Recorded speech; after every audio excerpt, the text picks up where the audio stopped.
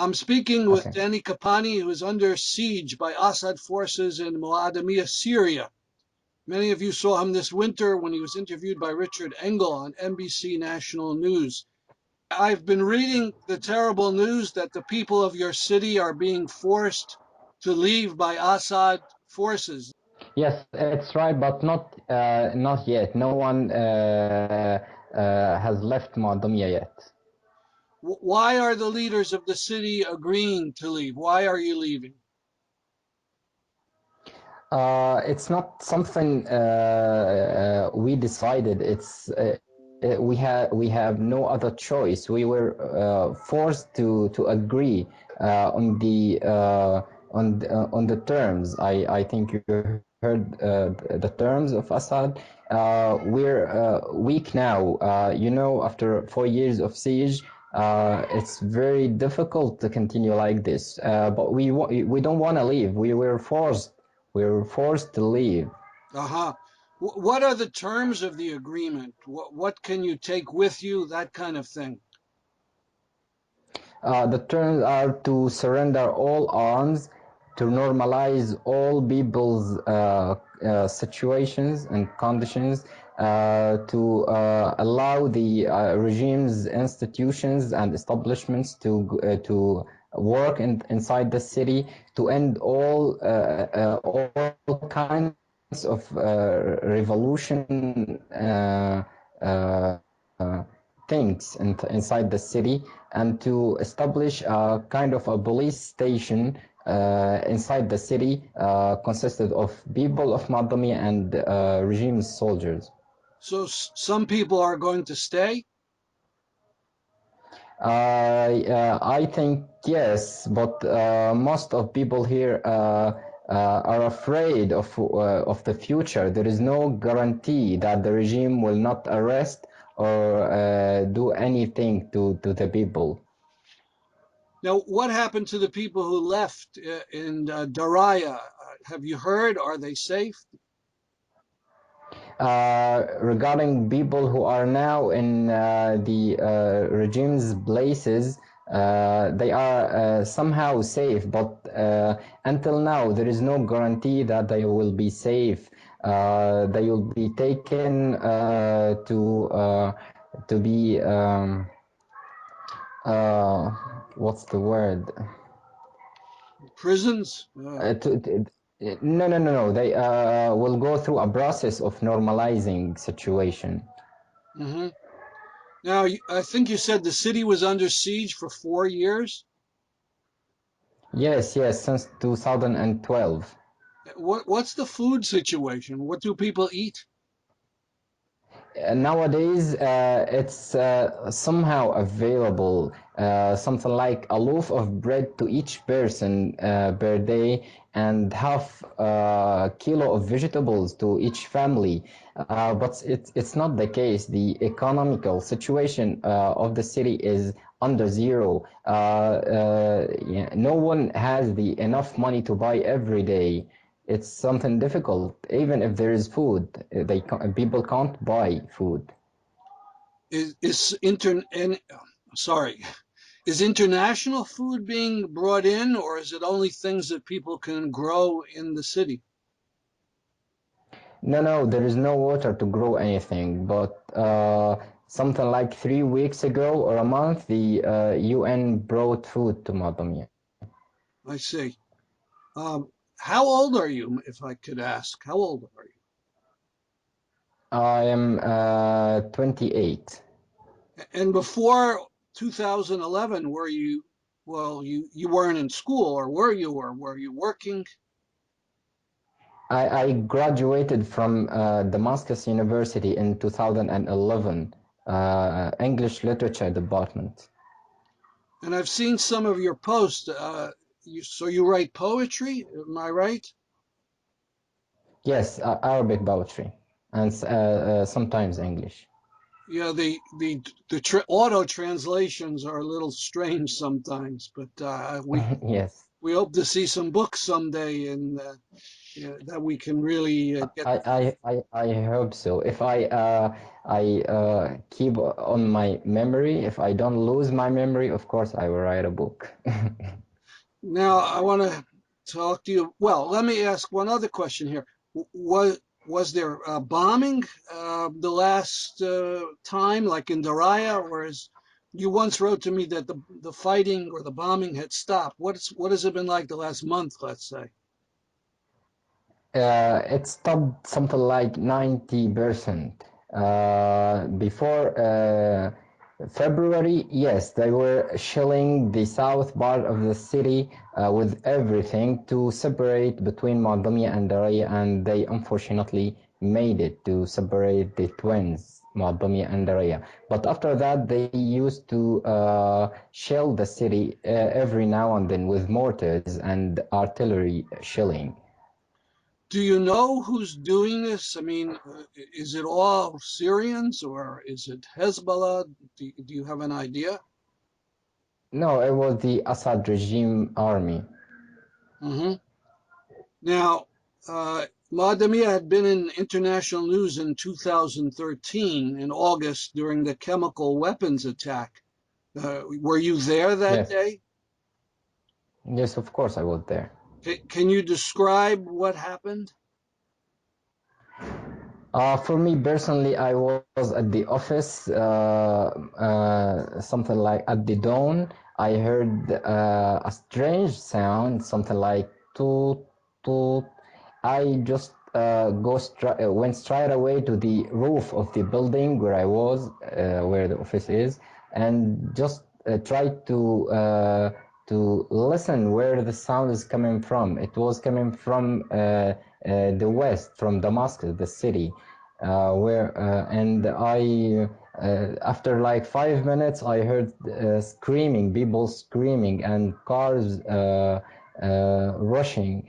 I rushed to the place. I found people carrying other people who seems for the first sight seemed like dead, children, women, and men. Then after that, I went to the field hospital.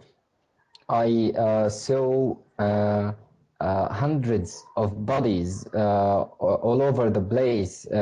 It was shocking. It was the first thing to see in my life, to see hundreds of bodies dead, and my eyes went. I saw my uncle and his son and his 5 kids also on the floor. Some of them were like shaking and foaming from the mouth, and the other were just like dead.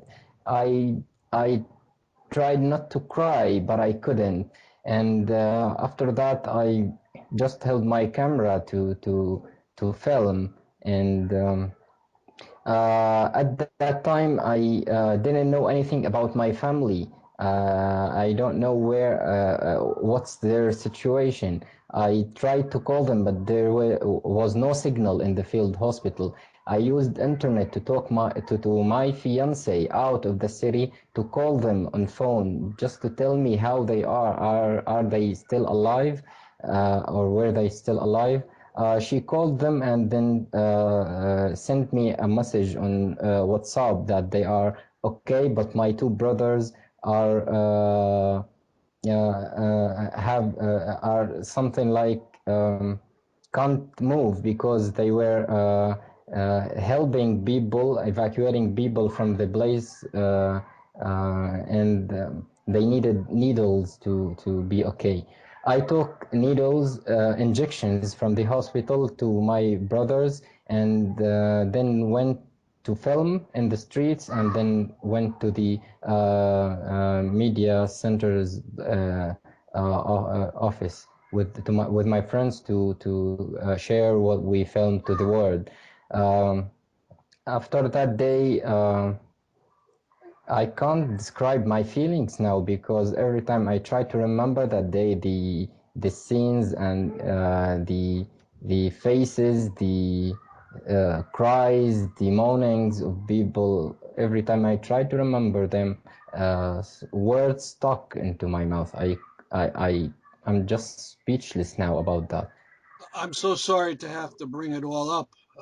How many people died in Moadamiyeh from the chemicals? 64. 64 people. And again, I'm embarrassed to say this, but in the West, in the United States, there's a good number of people who say this was a plot. It wasn't the obvious. Who do the people in the city think did this chemical attack? Before the chemical attacks, we had news from a person in the Assad army that he told us that you should take care because there is something dangerous gonna happen to Moadamiyeh. He didn't say what was to happen, but he said so. And of course, we have no enemy. We have no enemy. But Assad and his army and his militias and Hezbollah, who's gonna hit us with chemicals? Who had chemicals but Assad? Um, we know it was a play just to surrender the chemicals and to destroy our terrace, our arsenal of chemicals, our only arsenal to, and just to I don't know what to say, but So you're as I saying told you, you think it's fake that Assad didn't destroy all his chemicals? I don't know, but I said it was a play to surrender and destroy our only arsenal of Syria, the chemicals. Hmm. The arsenal of chemicals is for the Syrian people, not the Assad regime to destroy it. Why to destroy it? Just you can take it, but return it after Assad is gone. Why to destroy it? We don't care about it, but يعني, hundreds of people died because of it, and the criminal is still out there. Um, what's the purpose of hitting us with chemicals but to surrender the arsenal? My final question, we know the leaders of the world, the international community have failed you. What message do you want to send to the people who care about Syrians? For me and for us in Moadamiyeh, we don't need power. We don't need to be presidents and officials in the future. We want our Syria free of the criminal and his militias and all militias of the world who came to Syria to fight with Assad, to kill the innocent people. The FSA and the opposition have arms to fight, but the civilians, the innocent people inside cities, have no arms to fight. Why the Assad and Russians attack civilians, attack innocent people? Why can't you stop it? Why can't you stop it?